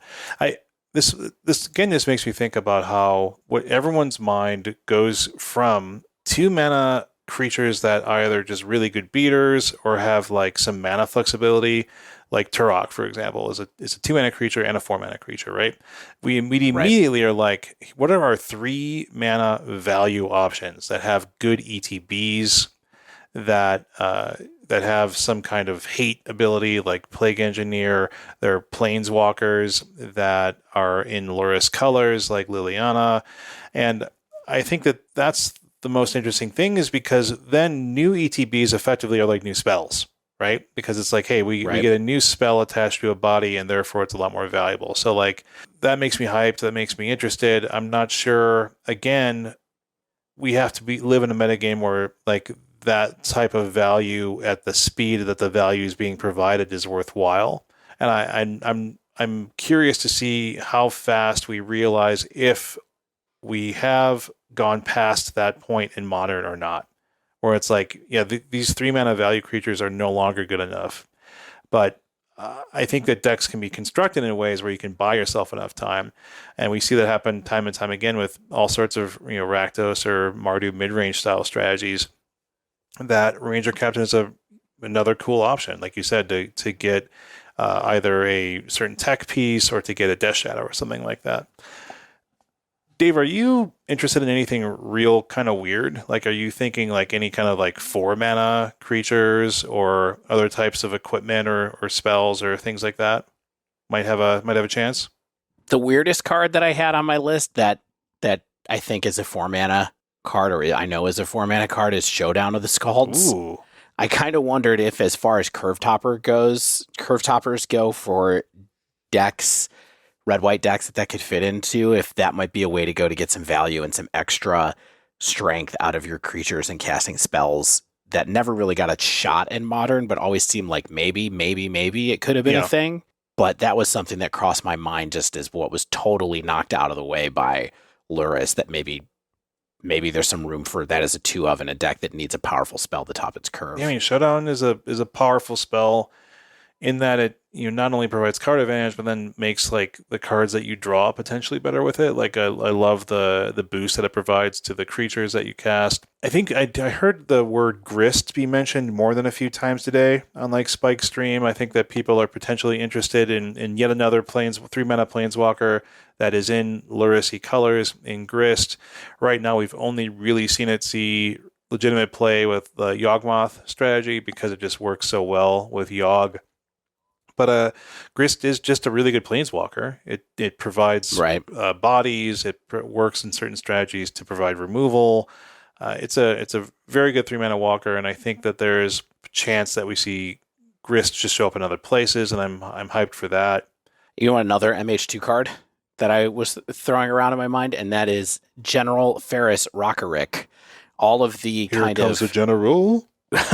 All of the kind of hope that people had pinned on those domain-esque decks when they saw those cards spoiled from Modern Horizons 2, just kind of shattered by the value engine that is Lurrus. Is there a chance that now with it's only a 3-mana card that still makes a giant token just from casting a multicolor spell? Like maybe that's a thing that could become a value engine way to go at a slightly higher mana cost in a new deck. Yeah. Is there anything that you think people will try that you're just out on? Like for me, Bloodbraid Elf or something like that, right? Like, are we living in a world where like regular Jund is going to become like a legitimate option again? I mean, it is very good against Hammer, but I think Hammer has so many other ways that it's being preyed on right now. It's not like Jund needs to come back to fight the tier 0 monstrosity. My gut says no, but that's one of those ones where I really just feel like I don't have enough experience playing the card. And so, you played Jund for kind of longer than I did. And sure.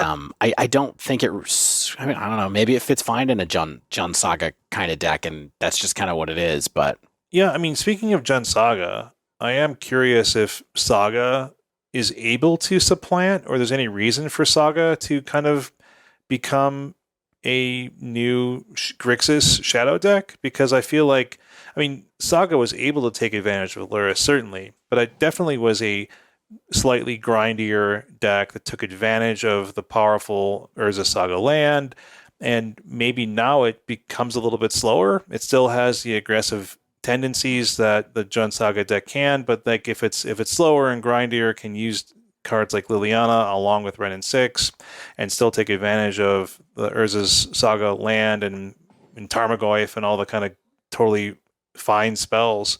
I wouldn't be surprised if we do see an uptick in Jund Saga again. Yeah.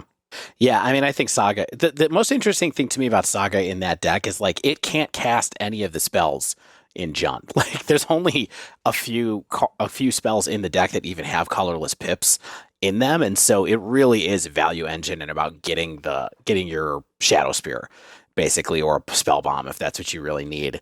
So I think that it certainly makes the Bauble plan worse that's in that deck right now without having Lurrus there to kind of back that up. It's a huge knock on the way that deck is working right now, but maybe it could still go. I don't know. You don't think DRC is enough in Unholy Heat to warrant running Bauble? I think it's enough. That's part of the reason that deck was how it was able to convert Saga into a card advantage engine. If you didn't have Bauble, you could go get a Bauble and then go to town and draw extra cards and things like that. And so I just don't know how much of a knock that's going to be on that plan. Certainly, I think, if Bauble in Murktide with DRC and Unholy Heat is enough, then I think it's the same in Saga without Lurrus too at this point. I just don't know if that'll be good or well positioned right now. But, with that deck being able to cast higher mana cost spells, that's probably a backward pressure on wanting to have Saga in your deck, since you're going to lose a land drop if you do that. So I feel like that's a little bit of a tension within that shell as it exists right now. What about Bob? Yep. Richard Dreyfuss is great in that. I agree. My point, though, that Bob being another card advantage tool that maybe actually makes your Baubles and Sagas a little better because you're drawing them more frequently, and can also make up for the card advantage lost from Lurrus. Once upon a time, Brennan 6 replaced Bob, but perhaps in this particular environment, they can actually coexist. Sticker on your bumper plate. I think it's possible. Yeah, I thought about that stand when I read in your notes, Bob, and I was like, well, if curves are going a little bit higher, doesn't that make Bob just a little bit worse? But maybe very slightly higher average CMC is not really going to make the big difference here. Yeah, and not all decks want to have a higher curve. Like, Modern wasn't a 3 CMC format before. It just had certain good cards that were worth playing above Goyf mana, basically. Right. And right, that was like Bedlam Reveler and Stormwing and Bloodbraid and Karns. And that's what we're hoping we get back to. Perhaps. Yeah, so overall, Tybo on this, are you all, how hopeful are you for the future of Modern, the immediate post-Lurrus era? Do you think that'll be like just a time of great experimentation, or do you think it's going to be not as different as people might expect? Oh, I mean, next week is going to be amazing. Like, the league dumps are just going to be a fountain of inspiration and experimentation. I expect to see spirits. I expect to see humans. Yes. 5 different humans. I expect to see so many different things. I expect to see Adnaws in here for no reason. Like, let's go, right? Yeah. I expect to see 1 Siege Rhino. Siege Rhino, I mean, I don't think that card has a shot, but I do expect to see it in this particular dump. Yeah. That's what I'm saying. Eventually, I expect to see 5 new Triomes. Oh, man, we didn't even get to talk about we'll talk that, about that we? more in depth. Oh, man. Well, as long as we mentioned Triomes are coming. Yeah, they have the worst names, though. But yeah. Xander's Paradise. Bob's Boxing Ring, a.k.a., I don't know, like Jun Triumph. Who knows? The Banana Stand. All right, well, this was a fun one, but that does wrap up this week's show. Once again, proving to us and the listeners that we don't need a weekend of prep. We can just do it hastily between meetings and emails on a Monday afternoon.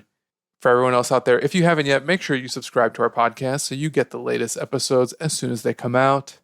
And if you use Apple Podcasts, please leave us a rating and review. If you'd like to submit a question to the podcast, reach out in general, you can tweet us at the Dive Down, all one word, or email thedivedown@gmail.com. If you'd like to support the show, you can join our Patreon at patreon.com/thedivedown. You can also support us while playing Magic with a Mana Trader subscription. If you sign up for Mana Traders with promo code TheDiveDown2022, you'll get 15% off your first 2 months of renting Magic Online cards. You'll also get a great service that's going to help you experiment in this brave new world of Modern that we get to look forward to this month. And we get a little kickback as well. If you want to support us while shaving or using soap, use the same promo code, TheDiveDown2022, over at Barrister & Mann and get 15% off your first order from Barrister & Mann. As always, special thanks to the bands Nowhere and Spaceblood for letting us use their music. And until next week, get out there and innovate, innovate, innovate, innovate.